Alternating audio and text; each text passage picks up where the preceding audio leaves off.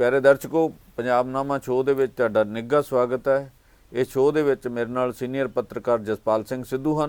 उन्हां नाल गल करांगे कि पंजाब सरकार दे एक विभाग ने जिहड़ा खेतीबाड़ी नाल संबंधित है, किसान कमीशन ने एक गोष्ठी करवाई अज, जिहदे विच इस गल दे उपर चर्चा की गई कि हरे इनकलाब नाल जिहड़ा पंजाब आ वो चंबिया गया। पंजाब दा खेतीबाड़ी संकट डूंगा हुंदा जा रहा लगातार, ਉਹਦੇ 'ਚ खुदकुशियां भी हो रही तो बदलवा मॉडल की होवे इहदे बारे विचार चर्चा की गई है, क्योंकि पंजाब जिहड़े संकट 'च है उहनूं कड्ढण लई बदलवे मॉडल तो बिना कोई गुजारा नहीं हो सकता, क्योंकि पानी का लैवल काफ़ी डिग रहा है। तो जिहड़ियां दो फसलां असीं मुख्य तौर पर वैसे तो तीन ने, दो कणक ते झोना, ये झोने का बदल की होवे इहदे उपर खुल के जिहड़ी है अज चर्चा की गई। वैसे तो पंजाब जिहड़ा खेतीबाड़ी प्रधान सूबा, साडा देश भी खेतीबाड़ी प्रधान देश है, पर अजे तक देश दे विच कोई खेतीबाड़ी नीति नहीं हैगी, ना देश की नीति हैगी ना पंजाब की नीति हैगी है। इस करके नीति की होवे इहनूं लैके चर्चा की गई। हुण लगदा है कि पंजाब दे जिहड़े मंत्री ने कुलदीप सिंह धालीवाल वो इस गल दी सहिर्द ने, उन्हां दा जतन इस तरीके नाल कर रहे कि पंजाब की कोई खेतीबाड़ी नीति बन जाए ताकि इस संकट जिहड़ा मौजूदा संकट है इहदे चों किसानी नूं बाहर कढिया जावे। ते अज दा जिहड़ा सैशन होया है ਉਹਦੇ ਵਿੱਚ सिद्धू साहब ने पार्टिसिपेट किया। इन्हां तो जानते हैं कि की वे आउट उत्थे इहदे बारे चर्चा की हुई, की रस्ता निकलण दी संभावना बनी। सिद्धू साहब देखो, जिहड़ी तुसीं पहला गल कीती और ठीक है, उन्हां दा ज़्यादा जिहड़ा कंसर्न है, लोकां दी चिंता है, वो हैगा झोने दा बदल पैदा करना। झोने का बदल चाहिए, कणक के बदल की कोई लोड़ नहीं, कणक पहला भी पानी बहुत घट लैंदी है, कणक की कोई समस्या नहीं, झोने की समस्या है। झोना की पराली की भी समस्या है, झोना पानी लैंदा ज़्यादा समस्या है। उसे दा ही अश्योर्ड जिहड़ा उसका ही पूरा निर्धारित किया होया पैसा है, उसका कीमत है, MSP है। तो इस करके उसे चो ही कणक नालों ज़्यादा आमदन झोने चो ही हुंदी है। तो इस करके सरकार ने जिहड़ा कैश क्रेडिट लिमिट दिंदी है झोना दे कणक ते चावल खरीदण लई जिहड़े पंजाब नूं, ਉਹਦੇ ਵਿੱਚ ਜਿਹੜੇ ਇਹ क्रांतिकारी यूनियन ने आल्टरनेटिव मॉडल दिता सी अज किसान यूनियन ने, उन्होंने जिहदे च अपने दीप सिंह वाला ये सारे रजिंदरदीप सिंह वाला ये सारे आए सीगे। इन्हां ने तीन चार बंदे आए सी, इन्हां दा डेलीगेशन सी। ਉਹਦਾ यही सी भी जिहड़ी साडी क्रेडिट कैश क्रेडिट लिमिट है, जिहड़ा सेंटर हर वाली सानू झोना ते कणक खरीदण हुंदा उन्ना ही दिंदा रहे, पर जिहड़ी सरकार है पंजाब सरकार है वो सेंटर तो इस गल दी इजाजत लवे भी उस नूं तुसीं होर फसलों की MSP देण लई उस दे विचों दे सकते होवो, जिवें तुसीं सरों दी उहदे विचों पैसे दे सकते होवो। उन्ने पैसों नाल तुसीं सरों दालां मक्की है उन्ने पैसों नाल तुसीं वो पैसे अपने आप च काफ़ी है, उन्हां पैसों नाल सेंटर नूं होर देण दी लोड़ नहीं, पर तुसीं होर जिहड़े अनाज है ते सरों है ते ये सारा तुसीं खरीद सकते होगे। पर सेंटर ने खास करके इजाजत नहीं दिंदा। सेंटर दा ये हुंदा भी आ झोने लई आए आ पैसे, झोना खरीदना, इसदा चावल लई इन्ने पैसे आए आ कणक लई आए आ। टोटल जिहड़ा कैश क्रेडिट लिमिट है साल दी जिहड़ी 70-80 हज़ार करोड़ दी है, 70-80 हज़ार करोड़ दी है, वो उन्नी ही बहुत है। तो ਉਹਦੇ ਨਾਲ ਉਹ ਜੇ ਤੁਸੀਂ ਉਹ ਅਸ਼ੋਰ ਕਰਾ ਦਿਓ ਵੀ ਦੂਜੀਆਂ ਫਸਲਾਂ ਨੂੰ ਦਿੱਤਾ ਜਾਏਗਾ ਪੈਸਾ, ਤਾਂ ਫਿਰ ਖਰੀਦ ਕੇ ਉਹ ਦੇ ਤਾਂ ਸੈਂਟਰ ਨੂੰ ਦੇਣਗੇ, ਇੱਥੇ ਦੇਸ਼ 'ਚ ਹੀ ਦੇਣਗੇ ਸਾਰਾ ਉਹਦੀ, ਪਰ ਇੱਥੇ ਜਿਹੜੀ ਡਿਵਰਸੀਫਿਕੇਸ਼ਨ ਹੈ ਅੱਜ ਦਾ ਮੁੱਦਾ ਸੀ ਉਹ ਪੂਰਾ ਹੋ ਜਾਏਗਾ, ਡਿਵਰਸੀਫਿਕੇਸ਼ਨ ਸ਼ੁਰੂ ਹੋ ਜਾਏਗੀ। ਜਿੰਨਾ ਚਿਰ ਕੋਈ MSP ਦੇ ਤੁਸੀਂ ਕਿਸੇ ਦੂਜੀਆਂ ਫਸਲਾਂ ਦੀ MSP ਪੱਕੀ ਨਹੀਂ ਕਰਦੇ, निर्धारित नहीं करते भी दिते जाएंगे पैसे, उन्ना चिर झोने तो खड़ा नहीं छड़ाया जाएगा। 30 साल का यही एको ही रौला चली आ रहा है, तो उसे तो इस उत्ते पॉलिसी नहीं बनाई। दूजा मंत्री की गल काफ़ी ठीक सी, यह गल सारी भी हजे तक पंजाब की पॉलिसी की होवे, तो इस गल उत्ते एग्रीकल्चर पॉलिसी साडे कोल है नहीं। उन्हें कहा भी असीं 2 पॉलिसियां बनावांगे, एक एग्रीकल्चर पॉलिसी पंजाब की, एक असीं ऑर्गैनिक जिहड़ी पहिलां वाली खेती है, ऑर्गैनिक जिहड़ी क्रॉप्स है तो जैविक खेती लई ਉਹਦੇ ਲਈ भी पॉलिसी बनावांगे। 2 पॉलिसियां बनाउणगे। ਇਹਦੇ ਨਾਲ होर भी सारियां गल्लां डिस्कस होईयां, जिवें भी कारपोरेट दे तुसीं ਘੱਟ ਤੋਂ ਘੱਟ ਕਾਰਪੋਰੇਟ ਦੀ ਦਖਲਅੰਦਾਜ਼ੀ ਨੂੰ ਇੱਥੋਂ ਰੋਕੋ। ਬਹੁਤ ਜ਼ਿਆਦਾ ਹੋ ਰਹੀ ਹੈ ਕਿਉਂਕਿ ਜਿੰਨੇ ਇਨਪੁਟਸ ਹੈ ਸਾਰੇ ਤਾਂ ਉਹ ਕਾਰਪੋਰੇਟ ਦੇ ਕੰਟਰੋਲ 'ਚ ਹੈ। ਫਰਟੀਲਾਈਜ਼ਰ, ਪੈਸਟੀਸਾਈਡ ਤੇ ਬੀਜ, ਇਹ ਸਾਰੇ ਉਹਨਾਂ ਦੇ ਕੰਟਰੋਲ 'ਚ ਆ ਗਏ ਆ ਤੇ ਉਹ ਉਸ ਇੰਡਸਟਰੀ ਦੇ ਕੰਟਰੋਲ 'ਚ ਆ ਗਏ ਆ ਸਾਰੇ, ਤੇ ਉਹਨਾਂ ਦੀ ਵੱਡੇ ਕਾਰਪੋਰੇਟ ਹਾਊਸਿਸ ਕੋਲੇ ਵੀ ਹੈ ਉਹਨਾਂ ਦਾ ਸਾਰਾ ਕੰਟਰੋਲ। ਦੂਜੇ ਪਾਸੇ ਆਊਟਪੁੱਟ ਦਾ ਕੰਟਰੋਲ ਕਰਨ ਜਾ ਰਹੇ ਆ, ਉਹ ਵੱਡਾ ਮਸਲਾ ਹੈ, ਦੇਸ਼ ਲੈਵਲ ਦਾ ਮਸਲਾ ਹੈ। ਤੇ ਇਸ ਕਰਕੇ ਤੁਸੀਂ ਜਿੰਨਾ ਚਿਰ ਕਾਰਪੋਰੇਟ ਨੂੰ ਰੋਕ ਸਕਦੇ ਹੋ ਜੇ ਤੁਸੀਂ ਇਹ ਇੰਡਸਟਰੀਅਲ ਟਾਈਪ ਦੀ ਖੇਤੀ ਨੂੰ ਬੰਦ ਕਰੋਗੇ, ਜਿਹੜੀ ਗ੍ਰੀਨ ਰੈਵੋਲੂਸ਼ਨ ਨਾਲ ਸ਼ੁਰੂ ਹੋਈ ਸੀ, ਇਹਨੂੰ ਅਸੀਂ ਇੰਡਸਟਰੀਅਲ ਐਗਰੀਕਲਚਰ ਕਹਿੰਦੇ ਆ, ਇਹ ਖਤਮ ਹੋਈ ਸੀ। ਇਹਦੇ 'ਚ ਪੈਸਟੀਸਾਈਡ ਇੰਨਾ ਜ਼ਿਆਦਾ ਹੋ ਗਿਆ, ਇਹਦੇ 'ਚ ਮੰਤਰੀ ਤੇ ਹੋਰਾਂ ਨੇ ਵੀ ਕੰਸਰਨ ਸਾਰਾ ਕੀਤਾ ਵੀ ਜ਼ਹਿਰਾਂ ਜ਼ਿਆਦਾ ਜ਼ਹਿਰ ਦਾ ਜਿਹੜਾ ਹੈ ਇੱਕ ਤਰ੍ਹਾਂ ਦਾ ਜ਼ਹਿਰੀਲਾ, ਅਸੀਂ ਕਣਕ, ਝੋਨਾ, ਚਾਵਲ ਪੈਦਾ ਕਰਦੇ ਆ ਪੰਜਾਬ ਦੇ ਵਿੱਚ। ਅਸੀਂ ਨਹੀਂ ਖਾਂਦੇ ਆਪ ਕਣਕ, ਅਸੀਂ ਕਣਕ ਖਾਂਦੇ ਹਾਂ ਮੱਧ ਪ੍ਰਦੇਸ਼ ਦੀ। ਬਿਲਕੁਲ ਅਸੀਂ ਉਹ ਤਾਂ ਉਹ ਲੋਕ ਖਾਂਦੇ ਆ ਜਿਹੜੇ ਸਰਦੇ ਪੁੱਜਦੇ, ਜਿਨ੍ਹਾਂ ਕੋਲ 4 ਪੈਸੇ ਆ। ਇਸ ਗੱਲ ਤੇ ਵੀ ਕੋਈ ਚਰਚਾ ਹੋਈ ਵੀ ਜੈਨੇਟਿਕਲ ਮੋਡੀਫਾਈਡ ਜਿਹੜੀਆਂ ਫਸਲਾਂ ਨੇ ਉਹਦੇ ਬਾਰੇ ਵੀ ਕੋਈ ਗੱਲ? ਉਹੀ ਉਹ ਸੀਡ ਦੇ ਉੱਤੇ ਬਹੁਤ ਹੋਈ ਵੀ ਇਹਨੂੰ ਰੋਕਿਆ ਜਾਵੇ, ਸੀਡ ਸਾਡਾ ਹੀ ਵਰਤਿਆ ਜਾਵੇ। ਸਾਡੇ ਕੋਲ ਸੀਡ ਹੈ, ਉਹ ਸੀਡ ਜਿਹੜਾ ਇਸ ਕਿਸਮ ਦਾ ਜਿਹੜਾ ਸੀਡ ਆ ਸਾਡੀਆਂ ਯੂਨੀਵਰਸਿਟੀਆਂ ਉਹ ਪੈਦਾ ਕਰਨ, ਜਿਹਦੇ ਕਰਕੇ ਝੋਨੇ ਦਾ ਬਦਲਦੇ ਲੈਵਲ ਤੇ ਜਿਹੜੇ ਸੀਡ ਹੈ ਉਹਨਾਂ ਨੂੰ ਲਿਆਂਦਾ ਜਾਵੇ ਸਾਰਾ। ਤੇ ਉਸ ਕਿਸਮ ਦਾ ਸਾਨੂੰ ਜ਼ਹਿਰਾਂ ਤੋਂ, ਖਾਸ ਕਰਕੇ ਪੈਸਟੀਸਾਈਡ ਤੋਂ ਰੋਕਣ ਦੀ ਗੱਲਬਾਤ ਕੀਤੀ ਜਾਵੇ। ਪੈਸਟੀਸਾਈਡ ਦੇ ਲਾਇਸੈਂਸ ਦਿੱਤੇ ਨਾ ਜਾਣ ਉਹਨਾਂ ਨੂੰ, ਜਿਹੜੇ ਕਿ ਖਾਸ ਕਿਸਮ ਦੀ ਗਰੰਟੀ ਵਾਲੇ ਤੁਸੀਂ ਜੋ ਪੈਸਟੀਸਾਈਡ ਜਾਂ ਕੀਟਨਾਸ਼ਕ ਦਵਾਈਆਂ ਨਹੀਂ ਵੇਚਦੇ, ਉਹਨਾਂ ਲਈ ਪੂਰੀ ਮੋਨੀਟਰਿੰਗ ਕੀਤੀ ਜਾਵੇ। ਹੈਰਾਨੀ ਵਾਲੀ ਗੱਲ ਇਹ ਹੈ ਵੀ ਲਾਇਸੈਂਸ ਦੇਣ ਵਾਲੇ ਵੀ ਉਹੀ ਲੋਕ ਹੈ, ਮੋਨੀਟਰਿੰਗ ਵਾਲੇ ਵੀ ਉਹੀ ਲੋਕ ਹੈ, ਉਹੀ ਮਹਿਕਮਾ, ਇੱਕੋ ਮਹਿਕਮਾ ਜਿਹੜਾ। ਇਸ ਗੱਲ ਪਿਛਲੇ ਸਮੇਂ 'ਚ ਇਹਨਾਂ ਨੇ ਥੋੜਾ ਜਿਹਾ ਚਲਾਇਆ ਸੀਗਾ ਵੀ ਜਿਹੜੇ ਨਕਲੀ ਦਵਾਈਆਂ ਵੇਚਦੇ ਆ, ਨਕਲੀ ਬੀਜ ਵੇਚਦੇ, ਉਹਨਾਂ ਦਾ ਸਕੰਜਾ ਕੱਸਿਆ ਜਾਏਗਾ। ਤੁਹਾਨੂੰ ਲੱਗਦਾ ਵੀ ਇਹ ਸਰਕਾਰ ਉਹਦੇ 'ਚ ਕੱਸਣ 'ਚ ਕਾਮਯਾਬ ਹੋਈ? ਵੈਸੇ ਅੱਜ ਮੰਤਰੀ ਨੇ ਦਾਵਾ ਕੀਤਾ ਵੀ ਅਸੀਂ ਕੱਸ ਰਹੇ ਹਾਂ, ਅਸੀਂ ਕਈ ਚੀਜ਼ਾਂ ਦੇ ਐਤਕੀ ਕੀਤੇ ਆ, ਉੱਥੇ ਓਪਨਲੀ ਕਿਹਾ ਉਹਨਾਂ ਨੇ। ਤੇ ਇਹ ਵੀ ਕਿਹਾ ਵੀ ਅਸੀਂ ਰਾਜਕੋਟ 'ਚ, ਮੈਂ ਯੂਪੀ ਉੱਥੇ ਗਿਆ, ਰਾਜਸਥਾਨ, ਉੱਥੇ ਗੁਜਰਾਤ ਦੇ ਵਿੱਚ ਇਲੈਕਸ਼ਨ ਦੇ ਸਿਸਟਮ 'ਚ ਗਿਆ ਸੀਗਾ। ਉਹ ਕਹਿੰਦਾ ਮੈਨੂੰ ਇੰਨੇ ਜ਼ਿਆਦਾ ਦਵਾਈਆਂ ਵੇਚਣ ਵਾਲੇ ਤੇ ਬੀਜ ਵੇਚਣ ਵਾਲੇ ਆਏ, ਖਾਸ ਕਰਕੇ ਦਵਾਈਆਂ ਵਾਲੇ ਸਾਰੇ, ਤੇ ਬੀਜ ਵੀ ਉੱਥੋਂ ਦੇ। ਤੇ ਉਹ ਬੀਜ ਆ ਜਿਹੜੇ ਗੁਜਰਾਤ ਦੇ ਆਉਂਦੇ, ਜਿਨ੍ਹਾਂ ਨੇ ਨਰਮਾ ਸਾਡਾ ਕਪਾਹ ਸਾਡੀ ਫੇਲ ਕਰਤੀ ਸਾਰਾ, ਇੱਥੇ ਉੱਥੋਂ ਹੀ ਆਉਂਦੇ, ਉੱਥੋਂ ਹੀ ਸਪਰੇਅ ਤੇ ਦਵਾਈਆਂ, ਕੀਟਨਾਸ਼ਕ ਦਵਾਈਆਂ ਆਉਂਦੀਆਂ, BT ਕਾਟਨ ਸਾਰਾ, ਇਹ ਸਾਰਾ ਉੱਥੋਂ ਦੀਆਂ।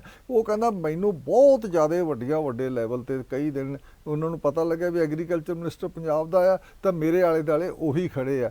ਇਸ ਕਰਕੇ ਅਸੀਂ ਇਹ ਸਪਸ਼ਟ ਹੈ ਵੀ ਅਸੀਂ ਜ਼ਹਿਰਾਂ ਨੂੰ ਕੰਜ਼ੂਮ ਵੀ ਬਹੁਤ ਕਰਦੇ ਆ, ਉਹਨਾਂ ਦਾ ਖਪਤ ਵੀ ਬਹੁਤ ਕਰਦੇ ਆ, ਤੇ ਅਸੀਂ ਨੁਕਸਾਨ ਆਪ ਦਾ ਵੀ ਕਰ ਰਹੇ ਆ ਤੇ ਹੋਰਾਂ ਦਾ ਵੀ ਕਰਾ ਰਹੇ ਆ। ਇੱਕ ਤਾਂ ਇਸ ਗੱਲ ਦਾ। ਹਾਂਜੀ, ਇਹ ਤੁਹਾਨੂੰ ਲੱਗਦਾ ਵੀ ਜਿਹੜੀ ਅੱਜ ਦੀ ਚਰਚਾ ਇਹਦੇ ਚੋਂ ਕੋਈ ਵੇ ਆਊਟ ਨਿਕਲਣ ਦੀ ਕੋਈ ਪੋਸੀਬਿਲਿਟੀ ਬਣੇ? ਵੇ ਆਊਟ ਦੇ ਨਾਲੋਂ ਜਿਹੜੀਆਂ ਮਸਲਾ ਸੀ ਸਾਰਾ ਸਭ ਨੂੰ ਪਤਾ ਹੀ ਆ ਵੀ ਜਿਵੇਂ ਪਾਣੀਆਂ ਦੀ ਸਹੀ ਵਰਤੋਂ ਨਹੀਂ ਹੋ ਰਹੀ, ਜਿਹੜਾ ਨਹਿਰੀ ਪਾਣੀ ਆ ਉਹਦਾ ਨਹੀਂ ਵਰਤੋਂ ਸਹੀ ਹੋ ਰਹੀ। ਨਹਿਰੀ ਪਾਣੀ ਨੂੰ ਜਿੰਨਾ ਕੁ ਸਾਡੇ ਕੋਲ ਹੈਗਾ ਉਹ ਤਾਂ ਵਰਤਿਆ ਜਾਵੇ, ਅਸੀਂ ਉਹ ਵੀ ਨਹੀਂ ਵਰਤਦੇ। ਸਾਡੇ ਖਾਲੇ ਬੰਦ ਹੋ ਗਏ ਆ, ਇਹ ਮਸਲੇ ਬਹੁਤ ਉੱਠਿਆ ਸਾਰਾ ਵੀ ਸਾਡੇ ਖਾਲੇ ਬੰਦ ਹੋਏ ਪਿਆ। ਦੂਜਾ ਮਸਲਾ ਇਹ ਉੱਠਿਆ ਜ਼ਿਆਦਾ ਵੀ ਜਦੋਂ ਰਾਜਸਥਾਨ ਕਨਾਲ ਸਾਡੇ ਇੱਥੇ ਜਾਂਦੀ ਹੈ ਤਾਂ ਇੱਥੋਂ ਹਰੀਕੇ ਪੱਤਨ ਤੋਂ, ਉਸ ਦੇ ਨਾਲ ਉਹਦਾ ਜਿਹੜਾ ਫਰੀਦਕੋਟ, ਮੁਕਤਸਰ ਤੇ ਇਹ ਸਾਰੇ ਏਰੀਏ ਦੇ ਵਿੱਚ ਜਿਹੜਾ ਰੀਚਾਰਜਿੰਗ ਹੈ ਉਹਦੀ ਬਹੁਤ ਜ਼ਿਆਦਾ ਹੈ। ਉਹਨੂੰ ਪੱਕੀ ਕਰਨ ਨਾਲ ਜਿਹੜੀ ਹੈ, ਇਹ ਮੰਗ ਸੀ ਕਿਸਾਨਾਂ ਦੀ ਵੀ ਉਹਦਾ ਰੀਚਾਰਜਿੰਗ ਪਾਣੀ ਦੀ ਉਹਦੀ ਥੱਲੇ ਜਾ ਰਿਹਾ, ਤੇ ਇਸ ਨੂੰ ਜੇ ਪੱਕਾ ਕਰਨਾ ਰੁਕ ਜਾਏਗਾ ਸਾਰਾ ਕੁਝ। ਇਹ ਉਹਨਾਂ ਨੇ ਦੁਬਾਰਾ ਵੀ ਮੰਗ ਕੀਤੀ ਹੈ ਕਿਸਾਨਾਂ ਨੇ, ਇੱਕ ਇਸ ਕਿਸਮ ਦੀ। ਇਹ ਮੰਗ ਇੱਥੋਂ ਤੱਕ ਤਾਂ ਠੀਕ ਹੈ, ਪਰ ਜਿਹੜੇ ਇਲਾਕੇ 'ਚ ਸੇਮ ਆ ਉੱਥੇ ਤਾਂ ਸੇਮ ਬਹੁਤ ਥੋੜੇ ਇਲਾਕੇ 'ਚ ਸੇਮ ਇਸ ਕਰਕੇ ਘਟ ਜਾਂਦੀ ਹੈ, ਜਿੱਥੇ ਪੈੜੀ ਹੁੰਦੀ ਹੈ ਉਹ ਕਾਫੀ ਹਿੱਸਾ ਸੇਮ ਦਾ ਖਾ ਜਾਂਦੀ ਹੈ। ਐਕਚੁਅਲੀ ਜਿੱਥੇ ਸੇਮ ਸੀ ਉੱਥੇ ਪੈੜੀ ਹੋਣ ਲੱਗ ਗਈ। ਹੁਣ ਸੇਮ ਵਾਲਾ ਇਲਾਕਾ ਸਾਡੇ ਕੋਲੇ ਹੈ ਨਹੀਂਗਾ ਬਹੁਤ ਜ਼ਿਆਦਾ, ਪੰਜਾਬ ਕੋਲੇ। ਆਪਾਂ ਮੁਕਤਸਰ ਦੇ ਇਲਾਕੇ 'ਚ, ਫਰੀਦਕੋਟ ਅਬੋਹਰ ਵਾਲੇ ਪਾਸੇ ਨੂੰ ਜਾ ਰਿਹਾ। ਇਸ ਏਰੀਏ ਦੇ ਵਿੱਚੋਂ ਜਿੱਥੇ ਨਹਿਰ ਹੈ ਉੱਥੇ ਸੇਮ ਸਾਡੇ ਤਾਂ ਖਤਮ ਹੋ ਗਈ ਹੈ। ਜੇ ਸੇਮ ਆ ਕੇ ਰਾਜਸਥਾਨ 'ਚ ਜਾ ਕੇ ਜਿੱਥੇ ਇੰਦਰਾ ਗਾਂਧੀ ਕਨਾਲ ਕਿਹਾ ਜਾਂਦਾ, ਉੱਥੇ ਧਰਤੀ ਦੇ ਉੱਤੇ ਮਿੱਟੀ ਦੀ ਤਹਿ ਹੈ ਜਿਹੜੀ ਉਹ 8-10 ਫੁੱਟ ਹੈ, ਥੱਲੇ ਪੱਥਰ ਹੈ, ਤੋ ਇਸ ਕਰਕੇ ਪਾਣੀ ਪੱਥਰ ਤੋਂ ਥੱਲੇ ਜਾਂਦਾ ਨਹੀਂਗਾ, ਉਹ ਉੱਪਰਲੇ 'ਚ ਸਾਰੇ 'ਚ ਸੇਮ ਆ ਗਿਆ, ਕਿਉਂਕਿ ਉੱਥੇ ਬਹੁਤ ਤੇਜ਼ੀ ਨਾਲ ਇਹ 1955 ਵਿੱਚ ਨਹਿਰ ਬਣਾ ਦਿੱਤੀ ਗਈ ਬਿਨਾਂ ਸਹੀ ਸਰਵੇ ਕੀਤੇ ਤੋਂ। ਸਰਵੇ ਕੀਤਾ ਹੀ ਨਹੀਂ ਸੀਗਾ। ਉਹ ਤਾਂ ਇਹ ਸੀ ਪਾਕਿਸਤਾਨ ਨੂੰ ਜਿਹੜਾ ਇੰਡਸ ਟ੍ਰੀਟੀ ਹੋ ਰਹੀ ਹੈ ਉਹਦੇ 'ਚ ਘੱਟ ਤੋਂ ਘੱਟ ਪਾਣੀ ਦਿੱਤਾ ਜਾਵੇ, ਤੇ ਉਹਦੀ ਜਿਹੜੀ ਪਾਣੀ ਦੀ ਯੂਟਿਲਾਈਜੇਸ਼ਨ ਹੈ ਰਾਜਸਥਾਨ 'ਚ ਤੇ ਇੱਧਰ ਦਿਖਾਈ ਜਾਵੇ ਐਡੇ ਵੱਡੇ ਇਲਾਕੇ 'ਚ। ਤੇ ਇਸ ਕਰਕੇ ਉਹ ਦਿਖਾਉਣ ਦੇ ਲਈ ਜਿਹੜਾ ਵਰਲਡ ਬੈਂਕ ਉਦੋਂ ਸਾਲਸੀ ਕਰਦਾ ਸੀ, ਉਹਨੂੰ ਦਿਖਾਉਣ ਦੇ ਲਈ ਇਹਨਾਂ ਨੇ ਤੇਜ਼ੀ ਨਾਲ ਨਹਿਰ ਕੱਢਤੀ ਹੈ। ਉਹਦਾ ਪੰਜਾਬ ਦਾ ਪਾਣੀ ਹੈ ਜਿਹੜਾ ਅੱਧ ਤੋਂ ਵੱਧ ਉਧਰ ਹੀ ਤੁਰਿਆ ਜਾਂਦਾ, ਤੇ ਉਹ ਵੱਡਾ ਨੁਕਸਾਨ ਪੰਜਾਬ ਨੂੰ ਉਸ ਲੈਵਲ ਦੇ ਇੰਟਰਨੈਸ਼ਨਲ ਲੈਵਲ ਦੇ ਸਮਝੌਤੇ ਵਿੱਚ ਹੋਇਆ ਸਾਨੂੰ। ਹਾਂਜੀ, ਪਰ ਇਹ ਤਾਂ ਹੈ ਵੀ ਅਗਲੇ 6 ਮਹੀਨਿਆਂ 'ਚ ਜਿਹੜਾ ਕੰਢੀ ਡੈਮ ਪ੍ਰੋਜੈਕਟ ਆ ਉਹ ਮੁਕੰਮਲ ਹੋ ਜਾਣਾ, ਜਿਹੜਾ ਰਾਵੀ ਦਾ ਪਾਣੀ ਪਾਕਿਸਤਾਨ ਨੂੰ ਜਾਣਾ ਉਹ ਤਾਂ ਬੰਦ ਹੋ ਜਾਏਗਾ। ਉਹ ਤਾਂ ਮੰਤਰੀ ਨੇ ਕਿਹਾ ਇਸ ਲੈਵਲ ਤੇ ਉਹਦਾ ਜਿਹੜਾ ਪਾਣੀ ਬੰਦ ਹੋ ਕੇ ਇੱਧਰ ਆਏਗਾ, ਉਹਦੇ ਲਈ ਜੇ ਆਪਣਾ ਪ੍ਰਬੰਧ ਹੀ ਨਹੀਂ ਠੀਕ ਕਰਨਗੇ ਤੇ ਕਿਵੇਂ ਉਹ ਪਾਣੀ ਦੀ ਵਰਤੋਂ? ਪ੍ਰਬੰਧ ਨਹੀਂ ਠੀਕ ਹੋਇਆ। ਇਹ ਸਾਰਿਆਂ ਨੇ, ਇਹ ਖੁਦ ਵੀ ਮੰਤਰੀ ਨੇ ਵੀ ਕਿਹਾ ਵੀ ਹੁਣ ਸਾਡੇ ਨਾਲ ਉਹ ਜਿਹੜੀ ਲਾਹੌਰ ਬ੍ਰਾਂਚ ਐਰਾ ਵਗੈਰਾ ਸਾਡੇ ਗੁਰਦਾਸਪੁਰ ਉਧਰਲੇ ਸਾਰਿਆਂ ਜਾ ਰਹੀ ਆ ਅੰਮ੍ਰਿਤਸਰ ਦੇ ਵਿੱਚ, ਉਸ ਦੇ ਨਾਲ ਬਿਲਕੁਲ ਅੱਗੇ ਮੋਗੇ ਤੇ ਕੱਚੀ ਨਹਿਰ ਹੋਣ ਕਰਕੇ ਹੁਣ ਪੱਕੀ ਹੋ ਗਈ ਤਾਂ ਉਹਦੇ 'ਚ ਕਈ ਸਮੱਸਿਆਵਾਂ ਸਾਰੀਆਂ ਖੜੀਆਂ, ਅਸੀਂ ਮੋਗੇ ਲਵਾਵਾਂਗੇ। ਉਹਨੇ ਮੋਗਿਆਂ ਦਾ ਗੱਲ ਕਹੇ, ਇਹ ਚਲੋ ਮੰਤਰੀ ਦੀ ਗੱਲ ਅਸੀਂ ਕੀ ਕਿਹਾ ਉਹਦੀ ਗੱਲ ਤੇ ਨਾ ਕਰੀਏ। ਦੋ ਗੱਲਾਂ ਹੀ ਜ਼ਰੂਰ ਹੈ ਵੀ ਮਾਰਕੀਟਿੰਗ ਦਾ ਸਭ ਨੇ ਕਿਹਾ ਵੀ ਜਿਹੜਾ ਜੈਵਿਕ ਖੇਤੀ ਹੈ ਉਹ ਮਾਰਕੀਟਿੰਗ ਤੋਂ ਬਗੈਰ ਨਹੀਂ ਹੋ ਸਕਦੀ, ਉਹਦੀ ਮਾਰਕੀਟਿੰਗ ਦਿੱਤੀ ਜਾਵੇ। ਇੱਕ ਜਿਹੜਾ ਸਭ ਤੋਂ ਵੱਡਾ ਸੀਗਾ ਸਾਰਾ ਵੀ ਤੁਸੀਂ ਜਿਹੜੇ ਬਾਹਰਲੇ ਪਸ਼ੂ ਹੈ ਸਾਰੇ ਐਗਜ਼ੋਟਿਕ ਜਿਹੜੀਆਂ ਨਸਲਾਂ ਬਾਹਰਲੀਆਂ ਨਸਲਾਂ ਇੱਥੇ ਲਿਆਉਣੇ ਆ, ਉਹ ਇਸ ਵਾਤਾਵਰਨ ਦੇ, ਸਾਡੀ ਧਰਤੀ ਦੇ, ਸਾਡੇ ਮਾਹੌਲ ਦੇ ਠੀਕ ਨਹੀਂ, ਫਿੱਟ ਨਹੀਂ এনवायरमेंट ਦੇ, ਤੇ ਉਹ ਇੱਥੇ ਦੁੱਧ ਇੱਕ ਦੋ ਸੂਏ ਦਿੰਦੇ ਆ, ਉਦੋਂ ਪਿੱਛੋਂ ਦੁੱਧ ਨਹੀਂ ਦਿੰਦੇ, ਉਦੋਂ ਪਿੱਛੋਂ ਉਹ ਮਤਲਬ ਕਿ ਵੀ ਤੁਹਾਨੂੰ ਡਿਸਕਾਰਡ ਕਰਨੇ ਪੈਂਦੇ ਆ ਤੇ ਸੁੱਟਣੇ ਪੈਂਦੇ ਆ ਜਾ ਕੇ। ਤੇ ਉਹ ਇਸ ਕਰਕੇ ਤੁਸੀਂ ਹੁਣ ਇੱਥੋਂ ਦੀ ਜਿਹੜੀ ਧਰਤੀ ਦੇ ਹੈਗੇ ਆ ਉਹਨਾਂ ਨੂੰ ਡਿਵੈਲਪ ਕਰੋ। ਉਹਦੇ ਵਿੱਚ ਹਰਿਆਣਾ ਦੀ ਗੱਲ ਆਈ ਵੀ ਹਰਿਆਣਾ ਦੀ ਮੱਝ ਕਾਫੀ ਦੁੱਧ ਦੇ ਰਹੀ ਆ, ਉਹਨਾਂ ਨੇ ਡਿਵੈਲਪ ਕੀਤਾ। ਨਹੀਂ, ਇਹਦੇ ਨਾਲ ਤਾਂ ਪਾਕਿਸਤਾਨ ਤੋਂ ਜਿਹੜੀ ਮੁਰਾ ਨਸਲ ਦੀਆਂ ਜਿਹੜੀਆਂ ਗਾਵਾਂ ਮੱਝਾਂ ਜਿਹੜੀਆਂ ਉਹ ਲੈਂਦੀਆਂ ਜਾਣ, ਕਿਉਂਕਿ ਸਾਡਾ ਤੇ ਉਹਨਾਂ ਦਾ ਵਾਤਾਵਰਨ ਤੇ ਕੋਈ ਹਾਂ ਬਿਲਕੁਲ ਬਈ ਜਿਹੜੀਆਂ ਤੁਸੀਂ ਜਿਹੜੀਆਂ ਸਾਰੀਆਂ ਯੂਰਪ ਜਾਂ ਤੁਸੀਂ ਅਮਰੀਕਾ ਤੋਂ ਲੈ ਕੇ ਆਏ ਹੋ ਨਾ ਗਾਵਾਂ ਦਾ, ਜਰਸੀ ਗਾਵਾਂ ਹੋਲਿਸਟਨ ਫਰੀਨ ਕੀ ਉਹਦਾ ਨਾਂ ਆਉਂਦਾ, ਉਹ ਲੈ ਕੇ ਆਏ, ਉਹਦੇ ਨਾਲ ਤੁਸੀਂ ਬਹੁਤ ਨੁਕਸਾਨ ਕੀਤਾ। ਇੱਕ ਜ਼ਰੂਰ ਇਹ ਗੱਲ ਆਈ ਵੀ ਤੁਸੀਂ ਕਮ ਸੇ ਕਮ ਜਿਹੜੀਆਂ ਲੇਡੀਜ਼ ਆਪਣੇ ਘਰੇ ਮੱਝਾਂ ਰੱਖ ਸਕਦੀਆਂ ਉਹਨਾਂ ਨੂੰ ਮੱਝਾਂ ਦਿੱਤੀਆਂ ਜਾਣ, ਜਾਂ ਉਹਨਾਂ ਨੂੰ ਕਿਸੇ ਕਿਸਮ ਦੀ ਸਬਸਿਡੀ ਦਿੱਤੀ ਜਾਵੇ। ਡੇਅਰੀ ਕਮਰਸ਼ੀਅਲ ਨਾਲੋਂ ਜਿਹੜੀ ਘਰ ਦੀ ਡੇਅਰੀ ਬਣੇ ਉਹ ਆਪਣੇ ਆਪ ਵਿੱਚ ਬਹੁਤ ਠੀਕ ਰਹੂਗੀ, ਇਹਨੂੰ ਵੀ ਉਤਸ਼ਾਹਿਤ ਕੀਤਾ ਜਾਵੇ। ਕਮਰਸ਼ੀਅਲ ਇੱਕ ਦੂਸਰਾ ਇਹ ਸਭ ਤੋਂ ਜ਼ਿਆਦਾ ਵੱਡੀ ਮੰਗ ਹੈ ਜਿਹੜੀ ਇਹਨਾਂ ਨੇ ਕਿਸਾਨ ਯੂਨੀਅਨ ਨਾਲ ਨੇ ਕੀਤੀ, ਇਹ ਕੀਤੀ ਵੀ ਤੁਸੀਂ ਦੁੱਧ ਬਹੁਤ ਜ਼ਿਆਦਾ ਜਾਲੀ ਦੁੱਧ ਆ ਰਿਹਾ, ਦੂਸਰਾ ਨਕਲੀ ਦੁੱਧ ਆ ਰਿਹਾ ਹੈ, ਸਮੱਸਿਆ ਵੱਡੀ। ਚਲੋ ਦੇਸ਼ ਦੀ ਸਮੱਸਿਆ ਤੇ ਤੁਸੀਂ ਇਹਦਾ ਇਲਾਜ ਇਹੀ ਦੱਸਿਆ ਗਿਆ ਵੀ ਜੇ ਤੁਸੀਂ ਇਹ ਕਰੋਗੇ ਵੀ ਟੈਸਟਿੰਗ ਦੀ, ਜਿਸ ਤਰੀਕੇ ਨਾਲ ਅਸੀਂ ਸ਼ੂਗਰ ਟੈਸਟ ਰੋਜ਼ ਕਰ ਲੈਂਦੇ ਸਵੇਰੇ ਉੱਠ ਕੇ, ਇਸ ਕਿਸਮ ਦਾ ਡਿਵੈਲਪ ਕਰਕੇ ਹਰ ਘਰ 'ਚ ਬੜਾ ਸਸਤੇ ਲੈਵਲ ਤੇ ਦਿੱਤਾ ਜਾਵੇ। ਕੰਜ਼ਿਊਮਰ ਜਦੋਂ ਟੈਸਟ ਕਰੂਗਾ ਵੀ ਇਹ ਤਾਂ ਨਕਲੀ ਦੁੱਧ ਹੈ, ਉਹ ਆਪੇ ਲੈਣਾ ਬੰਦ ਕਰ ਜੂਗਾ, ਆਪੇ ਫਿਰ ਜਿਹੜੀ ਉਹਦੀ ਜਿਹੜਾ ਵੱਡੇ ਲੈਵਲ ਤੇ ਤਿਆਰ ਕਰਕੇ ਮਾਰਕੀਟ ਸਿੱਟਿਆ ਜਾਂਦਾ ਰੁਕ ਜੂ ਜਦੋਂ ਲੈਣ ਵਾਲਾ ਨਾ ਹੋਇਆ। ਇਹ ਹੁਣ ਲੋਕਾਂ ਨੂੰ ਪਤਾ ਨਹੀਂ, ਬੇਸਮਝੀ ਦੇ ਵਿੱਚ ਤੁਸੀਂ ਉਹਨਾਂ ਨੂੰ ਇਹ ਦੁੱਧ ਵੇਚ ਰਹੇ ਹੋ, ਪਨੀਰ ਵੇਚ ਰਹੇ ਹੋ। ਪਨੀਰ ਹੁਣ ਕਿਤੇ ਵੀ ਕੋਈ ਕਹਿ ਦੇ ਪਨੀਰ ਵੀ 2 ਕੁਇੰਟਲ ਚਾਹੀਦਾ, 4 ਚਾਹੀਦਾ, ਉੱਥੇ ਹੀ ਪਹੁੰਚ ਜਾਂਦਾ ਪਨੀਰ।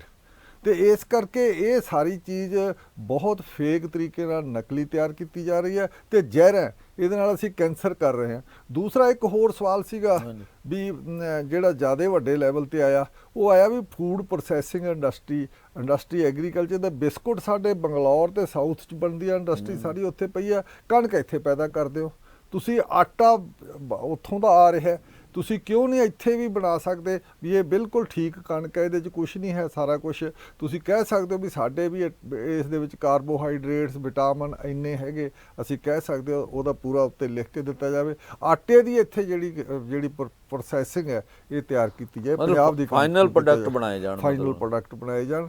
ਤੇ ਇਸੇ ਕਰਕੇ ਦੂਸਰਾ ਸਭ ਤੋਂ ਜਿਹੜਾ ਵੱਡਾ ਆਇਆ ਜਿਹਦੇ ਵਿੱਚ ਇਹ ਹੋਇਆ, ਇਹਨਾਂ ਨੇ ਬਿਆਨ ਦਿੱਤਾ, ਜ਼ਿਆਦਾ ਇਹਨਾਂ ਨੇ ਜ਼ੋਰ ਦਿੱਤਾ ਵੀ ਤੁਸੀਂ ਜਿਹੜੇ ਛੋਟੇ 1-1 2-2 ਏਕੜ ਵਾਲੇ ਕਿਸਾਨ ਹੈ, ਉਹਨਾਂ ਦੇ ਜ਼ਮੀਨ ਪਿੰਡ 'ਚੋਂ ਇੱਕ ਥਾਂ ਪਾਸੇ ਕੰਸੋਲੀਡੇਟਡ ਕਰਕੇ ਮੁਰੱਬੇਬੰਦੀ ਕਰਕੇ ਦੁਆਰਾ ਉੱਥੇ ਕੀਤੀ ਜਾਵੇ। ਤਾਂ ਇਹਦੇ ਵਿੱਚ ਕਾਫੀ ਵਿਰੋਧ ਹੋਇਆ। ਉਹ ਕਹਿੰਦੇ ਵੀ ਜਿਹੜੇ ਛੋਟੇ ਕਿਸਾਨ ਹੈ ਉਹਨਾਂ ਦੀਆਂ ਵਲੰਟੀਅਰ ਆਰਗੇਨਾਈਜੇਸ਼ਨ ਬਣਾਈਆਂ ਜਾਣ, ਕੋਆਪਰੇਟਿਵ ਜਿਹੜੀ ਹੈ ਸਰਕਾਰ ਦੇ ਰਾਹੀਂ ਬਣਾਈ ਹੈ, ਜਿਹਦੇ 'ਚ ਸਰਕਾਰੀ ਦਖਲਅੰਦਾਜ਼ੀ ਬਹੁਤ ਹੁੰਦੀ ਹੈ, ਉਹਦੇ ਨਾਲ ਉਹ ਫੇਲ ਹੋ ਚੁੱਕਿਆ। ਉਹ ਜਿਹੜੇ ਸਹਿਕਾਰੀ ਸੰਮਤੀਆਂ ਸੀ ਸਾਰਾ ਉਸ ਕਿਸਮ ਦੀਆਂ। ਤੁਸੀਂ ਹੁਣ ਚਾਹੀਦਾ ਲੋਕਾਂ ਨੂੰ ਸੈਲਫ ਹੈਲਪ ਗਰੁੱਪ ਲੈਵਲ ਉੱਤੇ ਕੁਝ ਸਬਸਿਡੀ ਦੇ ਕੇ ਉਹਨਾਂ ਨੂੰ ਕਹੋ ਵੀ ਕਿਸੇ ਦਾ ਭਾਵੇਂ ਨਾਲ ਦੇ 2 ਪਿੰਡਾਂ 'ਚ ਵੀ ਜਾ ਕੇ ਅੱਜ ਕੱਲ੍ਹ ਉੱਥੋਂ ਦੇ ਜਿਹੜੇ ਫਾਰਮ ਆ ਇਕੱਠੇ ਕੀਤੇ ਜਾ ਸਕਦੇ, ਉਹਨਾਂ ਦੀ ਖੇਤੀ ਹੋ ਸਕਦੀ ਹੈ ਮਸ਼ੀਨਰੀ ਨਾਲ। ਇੱਕ ਸੁਜੈਸ਼ਨ ਜਿਹੜੀ ਹੋਰ ਚੰਗੀ ਸੀ ਸੁਜੈਸ਼ਨ ਉਹ ਆਈ ਸੀ ਵੀ ਜਿਸ ਤਰ੍ਹਾਂ ਅਸੀਂ ਉਬਰ ਕੈਬ ਵਗੈਰਾ ਅਸੀਂ ਇਹ ਸ਼ੁਰੂ ਕੀਤੀ ਹੈ, ਇਸੇ ਤਰੀਕੇ ਨਾਲ ਅਸੀਂ ਐਪ ਸ਼ੁਰੂ ਕਰੀਏ ਵੀ ਕਿਸੇ ਨੂੰ ਟਰੈਕਟਰ ਚਾਹੀਦਾ ਬਹਾਉਣ ਲਈ, ਕਿਸੇ ਨੂੰ ਮਸ਼ੀਨਰੀ ਚਾਹੀਦੀ ਹੈ ਤਾਂ ਉਹ ਲੈ ਕੇ ਉਹ ਕਾਲ ਕਰੇ ਐਪ ਦੇ ਉੱਤੇ ਤੇ ਉੱਥੇ ਬੰਦਾ ਪਹੁੰਚ ਸਕਦਾ ਹੋਵੇ, ਜਿਵੇਂ ਹੁਣ ਕੈਬ ਪਹੁੰਚ ਜਾਂਦੀ ਹੈ। ਤੇ ਇਹ ਇਸ ਕਿਸਮ ਦੀ ਗੱਲ। ਇੱਕ ਸਭ ਤੋਂ ਜ਼ਿਆਦਾ ਜਿਹੜਾ ਵਿਰੋਧ ਹੋਇਆ ਉਹ ਹੈ ਵੀ ਮਸ਼ੀਨਰੀ ਬੜੀ ਮਹਿੰਗੀ, ਕਰੋੜ ਪੌਂਡ 2.5 ਕਰੋੜ ਦੇ ਟਰੈਕਟਰ ਤੇ ਹੋਰ ਜਿਹੜੇ ਰੀਪਰ ਸੀਡਰ ਇਸ ਕਿਸਮ ਦੇ ਕਿਉਂ ਆਏ ਆ? ਛੋਟੇ ਲੈਵਲ ਤੇ ਤਿਆਰ ਕੀਤਾ ਜਾਵੇ। ਜਿਹੜੇ ਸੀਡਰ ਹੈ ਮਤਲਬ ਇਹ 1.5 ਲੱਖ ਦਾ, ਪੌਣੇ 2 ਲੱਖ ਦੇ ਜਿਹੜੇ ਹੈਪੀ ਸੀਡਰ ਜਿਹਨਾਂ ਨੂੰ ਕਿਹਾ ਜਾਂਦਾ, ਜਿਹੜੇ ਖਾਸ ਕਰਕੇ ਝੋਨੇ ਦੇ ਸਮੇਂ 'ਚ ਵਰਤੇ ਜਾਂਦੇ ਆ, ਉਹਨਾਂ ਦੀ ਕੀਮਤਾਂ ਖਾਸੀਆਂ ਨੇ। ਸਬਸਿਡੀ ਮਿਲਣ ਕਰਕੇ ਤਾਂ ਬਹੁਤੇ ਕਿਸਾਨ ਖਰੀਦ ਸਕਦੇ ਆ, ਪਰ ਕੀਮਤਾਂ ਘਟਾਉਣ ਦਾ ਮੇਰਾ ਖਿਆਲ ਇਨਪੁਟ ਦੀਆਂ ਕੀਮਤਾਂ ਤੇ ਪਿਛਲੇ ਸਮੇਂ ਬਹੁਤ ਉਹਦੇ ਵਿੱਚ ਬਹੁਤ ਕਿਹਾ ਗਿਆ ਵੀ ਇੱਥੇ ਤੁਸੀਂ ਦੇਖ ਸਕਦੇ ਹੋ 2-3 ਥਾਈਂ ਲੋਕ ਬਣਾ ਰਹੇ ਆ।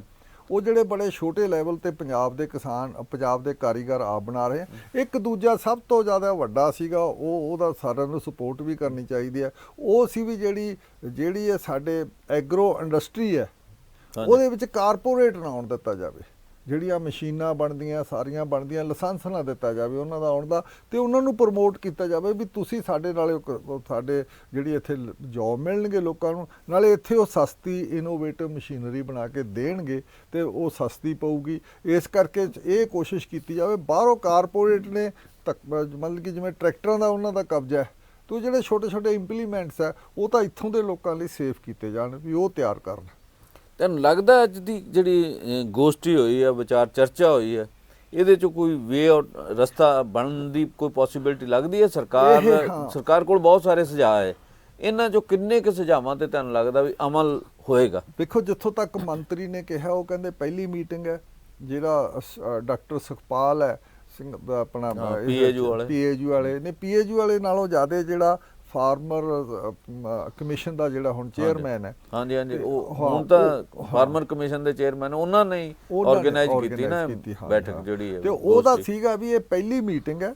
ਸਾਰੀ ਪਬਲਿਕ ਇਹ ਅਨਾਉਂਸ ਕੀਤਾ ਇਹ ਪਹਿਲੀ ਮੀਟਿੰਗ ਲਗਾਤਾਰ ਮਾਰਚ ਤੱਕ ਅਸੀਂ 5-6 ਮੀਟਿੰਗਾਂ ਕਰਾਂਗੇ ਇਹਦੇ ਵਿੱਚ, ਤਾਂ ਕਿ ਪਾਲਿਸੀ ਤਿਆਰ ਹੋਣ ਤੱਕ ਪੋਲਿਸੀ ਇਨਪੁਟ ਅਸੀਂ ਥੋਥੋਂ ਲੈਂਦੇ ਰਹਾਂਗੇ, ਜਦੋਂ ਅਸੀਂ ਮਾਰਚ ਤੱਕ ਜਾ ਕੇ ਪਾਲਿਸੀ ਬਣਾਵਾਂਗੇ ਬਜਟ ਆਉਣ ਦੇ ਤੱਕ।